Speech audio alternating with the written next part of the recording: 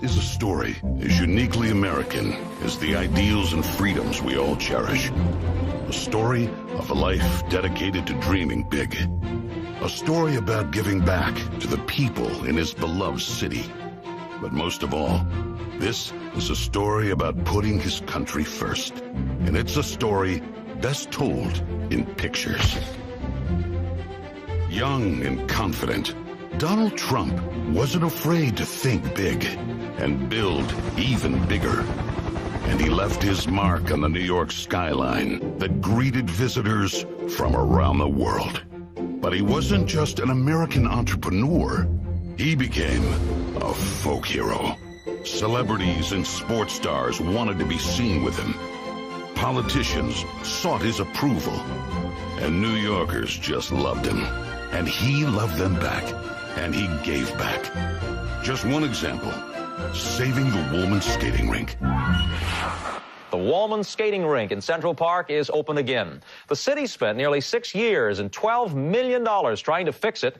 And then to the rescue, developer Donald Trump. As Tracy Egan tells us now, he accomplished in 3.5 months what the city couldn't do in 6 years. Donald, you performed a great public service. There was no denying that Donald Trump was the toast of the town. But he was also something even more important, a patriotic American. And like many others, he was becoming increasingly troubled by the direction of our country.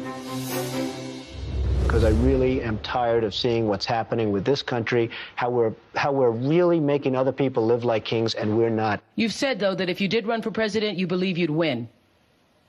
Well, I don't know. I think I'd win. I tell you what, I wouldn't go in to lose. I've never gone in to lose in my life. And if I did decide to do it, I think I'd be inclined. I would say that I would have a hell of a chance of winning, because I think people, I don't know how your audience feels, but I think people are tired of seeing the United States ripped off. But who would ever run for president and leave such a glamorous life? Appearances in movies, best-selling books, a widely popular TV show. But for Donald J. Trump, the calling to save his country was even stronger. The mission, more important. The number of Americans being left behind, too large. And so, in Donald Trump fashion, he announced he was running for president, in it to win. And he did.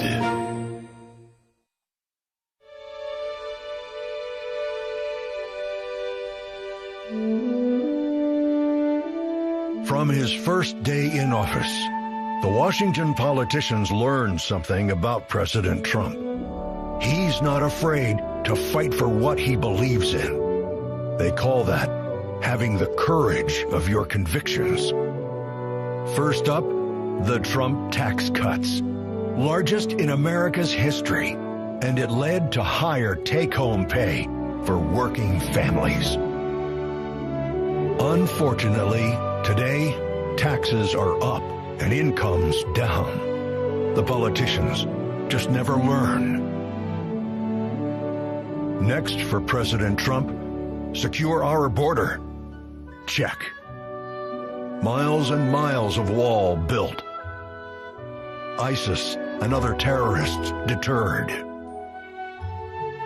But now, we have the Barney Fife of border security, leading to 250,000 Americans dead from fentanyl coming in. Brutal migrant crime spreading across America. And ISIS now here. President Trump promised he'd keep America out of endless wars.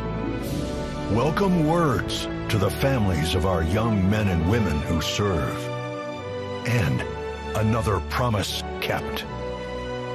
He started by strengthening our military, then traveled the world, meeting with our allies, and even with our main adversaries, just so they understood that America's strength and resolve was back.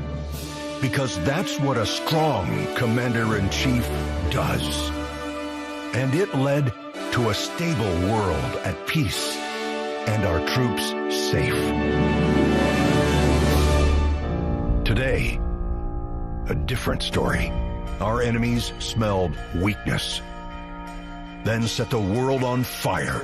Putin saw it, then invaded Ukraine. Hamas saw it, then started a war in the Middle East.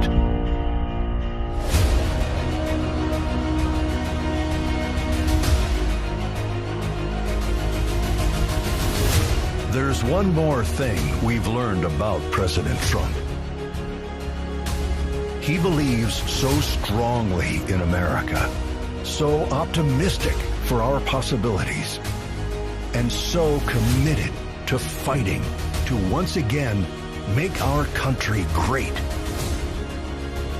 that there is nothing that is going to stop him.